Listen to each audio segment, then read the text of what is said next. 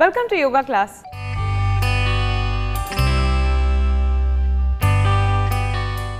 ఈ రోజు యోగా క్లాస్ లో కృష్ణ గారు మనకు ఏ ఆసనాన్ని నేర్పించబోతున్నారో చూద్దాం.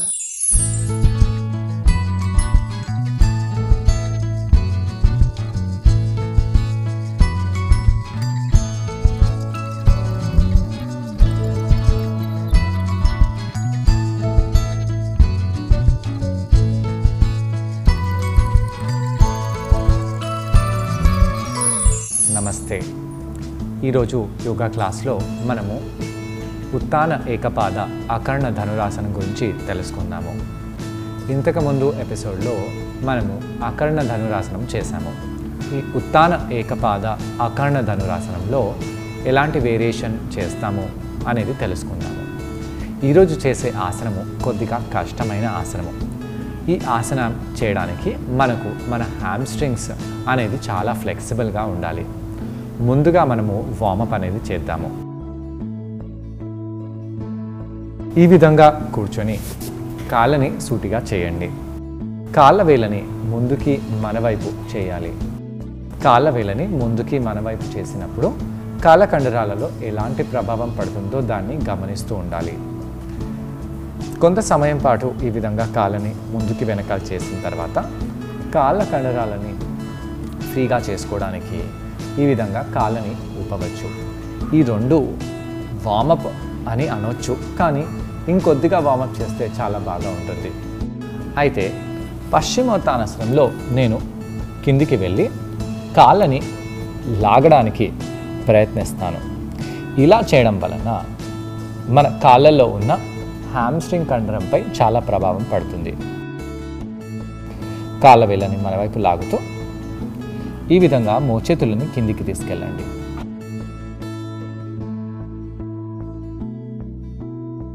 ఎంత కిందికి తీసుకెళ్ళగలిగితే అంత కిందికి మోచేతులని తీసుకెళ్ళాలి.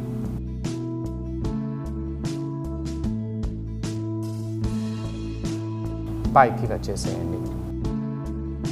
దీని తర్వాత నేను కుడి పాదాన్ని ఈ విధంగా పట్టుకొని శిశుక్రీడాసనం చేయబోతున్నాను.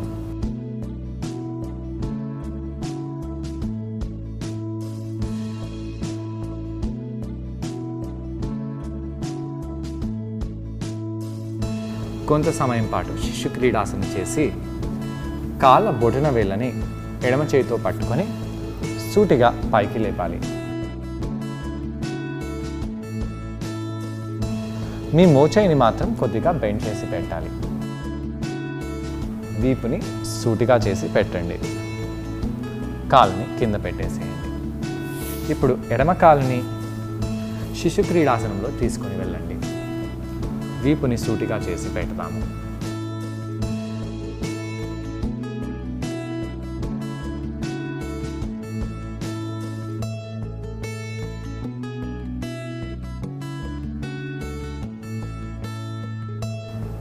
దాని తర్వాత ఎడమ కాలు బొటన వేళ్ళని పట్టుకొని సూటిగా చేసి కాలుని పైకి లేపుదాము.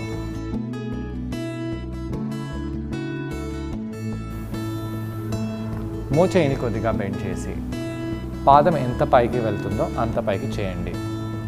కింద పెట్టేసేయండి.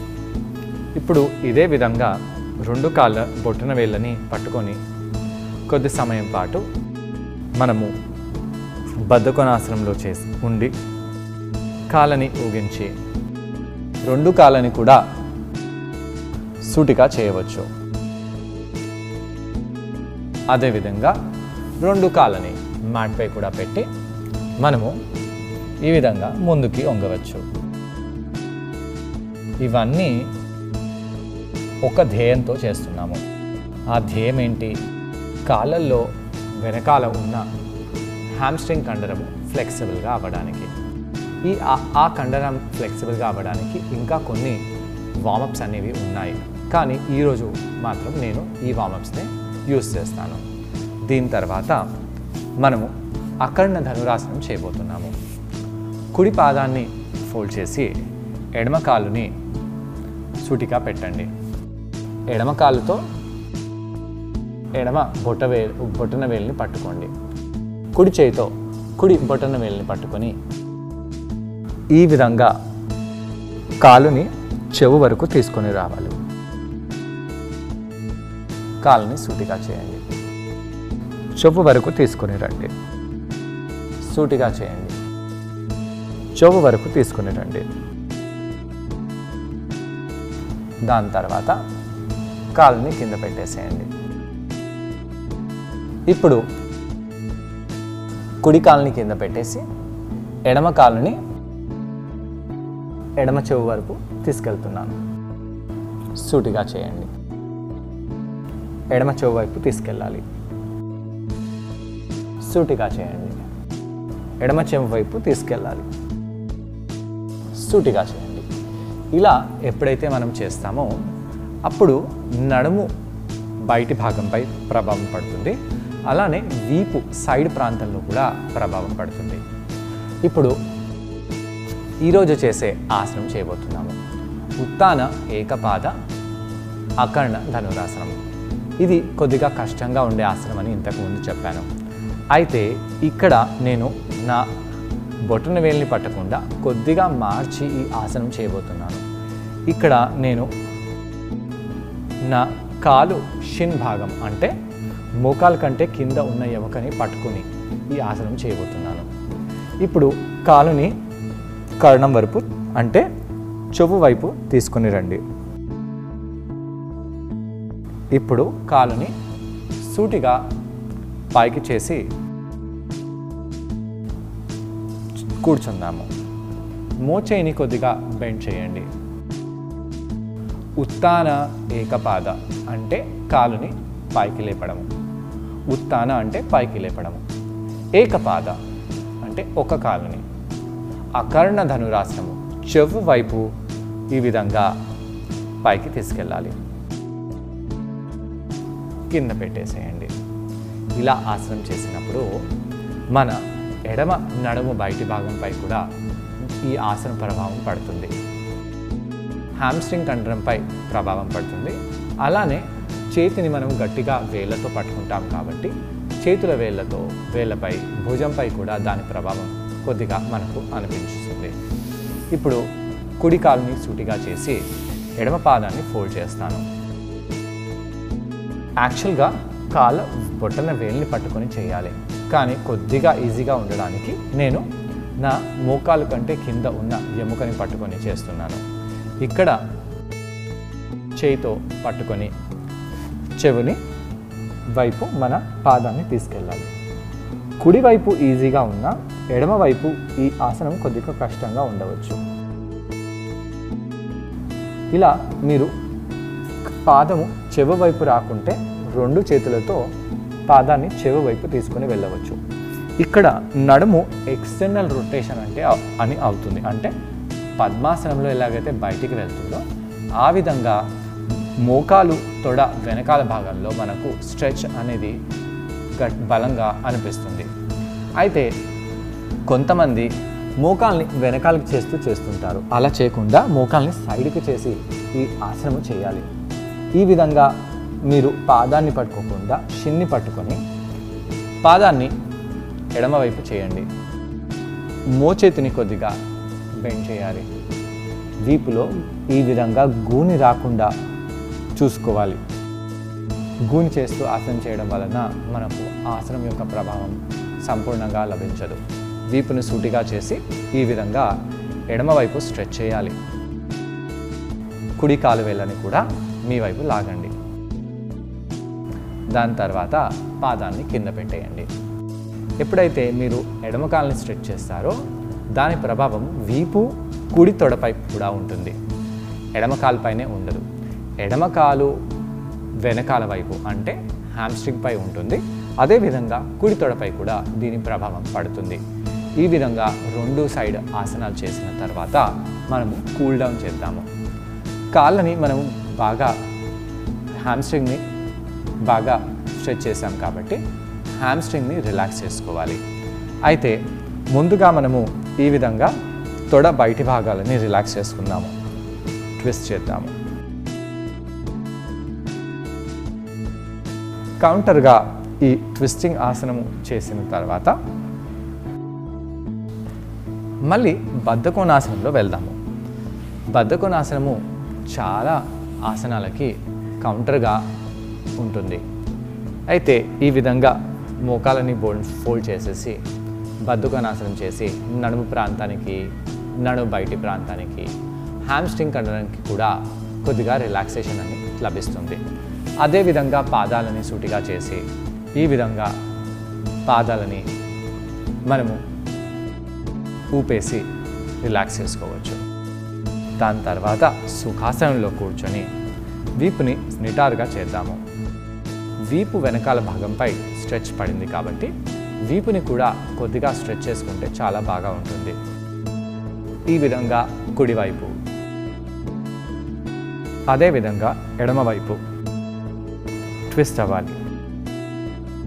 కుడివైపు, ఎడమవైపు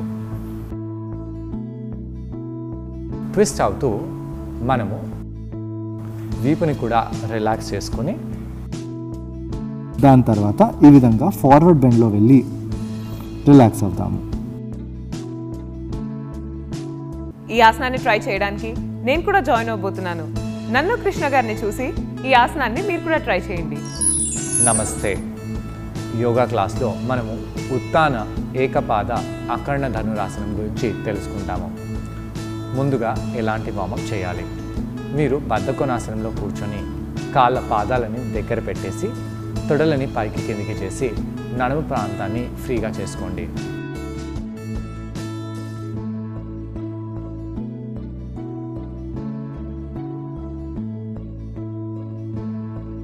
ఈ విధంగా కొంత సమయం పాటు మనము బద్ధకోణాసనంలో కూర్చున్న తర్వాత మీరు కాళ్ళని సూటిగా చేయండి. కాళ్ళని సూటిగా చేసి కాళ్ళ వేళ్ళని మన వైపు, ముందటి వైపు తీసుకెళ్తూ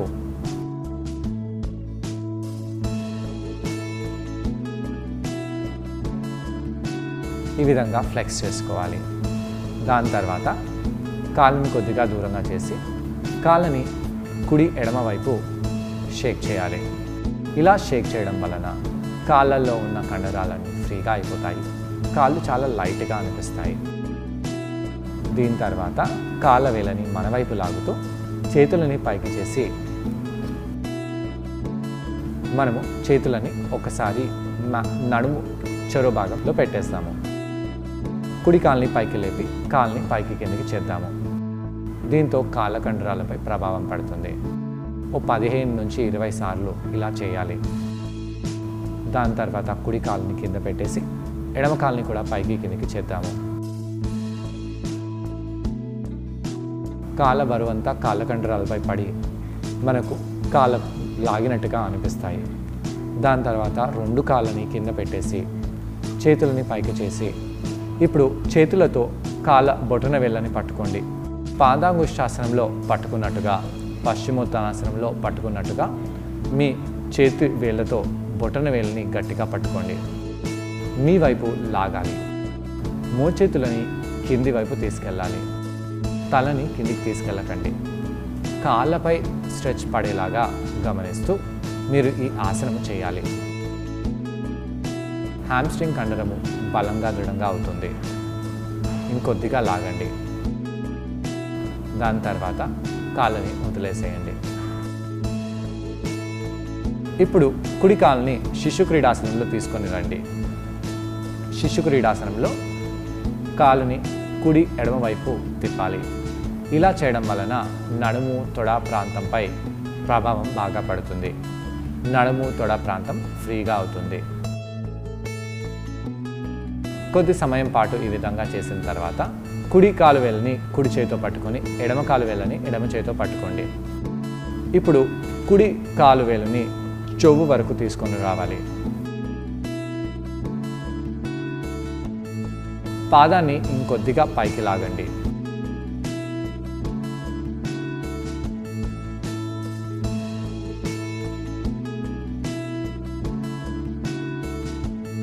ఈ విధంగా అకర్ణ ధనురాసనం చేయాలి. అకర్ణ ధనురాసనం ఇంతకు ముందే మనం నేర్చుకున్నాము. దీని తర్వాత కాళ్ళను వదిలిపెట్టేసి రెండో వైపు కూడా చేద్దాము.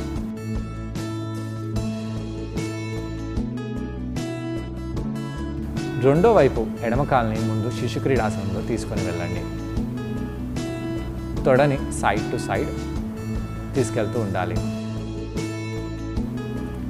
దీని తర్వాత బొటన వేలిని పట్టుకొని మీరు అకర్ణ ధనురాసనంలో పాదాన్ని తీసుకెళ్ళండి. మోచేయి తొడ లోపట ఉండకుండా తొడ బయట ఉండేలాగా చూడాలి. బయట ఉన్నట్టు తీసుకొని వెళ్ళి మీరు కాళ్ళను లాగినట్టు అయితే కొద్దిగా ఈజీగా అయిపోతుంది. దాని తర్వాత పాదాలని స్ట్రైట్గా చేసేయండి. మళ్ళీ కుడి కాలుని అకర్ణ ధనురాసనంలో తీసుకెళ్ళండి. కుడి చేయితో కుడి బొటన వేలిని పట్టుకోండి. ఎడమ చేయితో మోకాలు కింద ఉన్న ఎముకని పట్టుకోండి. ఇప్పుడు కుడి కాలుని సూటిగా కుడివైపు తీసుకొని వెళ్ళాలి. మోచేయిని బెండ్ చేసి పాదాన్ని సూటిగా చేస్తూ వీపుని కూడా స్ట్రైట్గా చేయండి. దీని తర్వాత కాలుని కింద పెట్టేసేయండి. ఇదే ఈరోజు చేసే ఆసనము.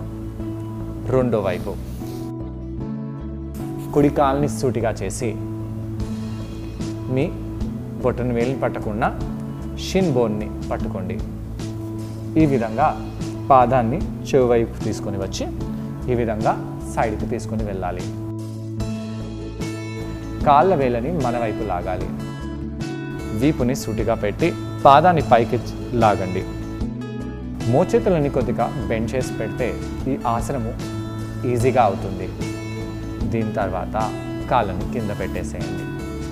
ఈ విధంగా ఆసనం చేయడం వలన మన కాలు కింద భాగం అంటే హామ్స్ట్రింగ్ భాగంపై చాలా ప్రభావం పడుతుంది.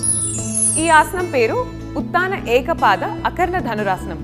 ఈ ఆసనం చేయడం వలన కాళ్లకు, నడుముకు, వీపుకు చాలా మంచిది. కాళ్ళు చక్కటి ఆకృతిని సంతరించుకుంటాయి. అలాగే ఆ కండరాలన్నీ కూడా బాగా దృఢపడతాయి. ముందుగా మనం కౌంటర్ ఆసనం చేద్దాము. మోకాలని ఫోల్డ్ చేసి రెండు మోకాలని కుడివైపు ఎడమవైపు చేస్తూ నడుము బయట ప్రాంతంలో పడిన స్ట్రెచ్ని రిలాక్స్ చేసుకోండి. అదేవిధంగా ఒకసారి బద్ధకోణాసనాన్ని కూడా చేసి కాళ్ళ తొడ కండరాలని కూడా ఫ్రీగా చేసుకోవాలి. ఈ రెండు ఆసనాలు మీరు కౌంటర్ ఆసనంగా వాడిన తర్వాత మనము బద్ధకోణాసనంలో కూర్చొని లేదా సుఖాసనంలో కూర్చోవచ్చు.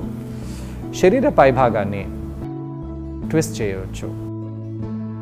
ఈ విధంగా శరీర పైభాగాన్ని కూడా నెమ్మదిగా ట్విస్ట్ చేస్తూ శరీర పైభాగాన్ని కూడా రిలాక్స్ చేసి దాని తర్వాత ఫార్వర్డ్ బెండ్లో వెళ్ళిపోదాము.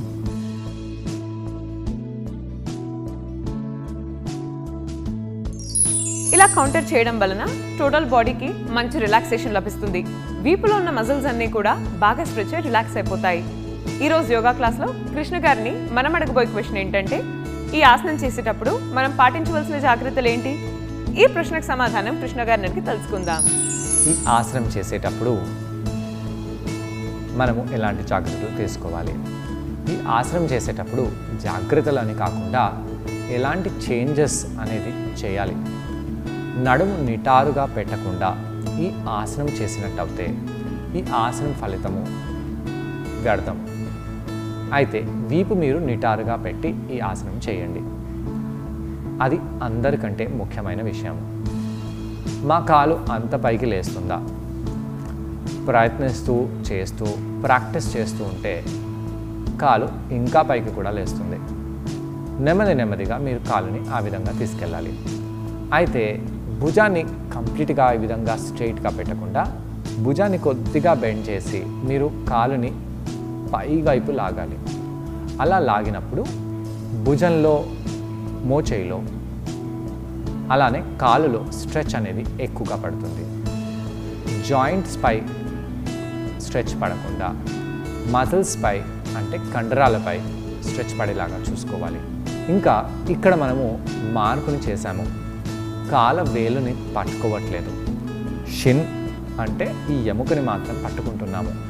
అలా పట్టుకొని చేయడం వలన కొద్దిగా సులభంగా అవుతుంది. అయితే ఒకవైపు పడకుండా వీపుని సూటిగా చేస్తూ మీరు ఈ ఆసనం చేయవచ్చు. చూసారు కదండి, ఇవాల్టి యోగా క్లాస్లో ఉత్తాన ఏకపాద అకర్ణ ధనురాసనం ఈ ఆసనాన్ని మీరు కూడా ట్రై చేసి దీనివల్ల వచ్చే బెనిఫిట్స్ని మీరు కూడా పొందండి. తిరిగి రేపటి యోగా క్లాస్లో మరొక ఆసనంతో మరికొన్ని బెనిఫిట్స్తో మళ్ళీ కలుసుకుందాం. అంతవరకు stay fit and be healthy. Bye.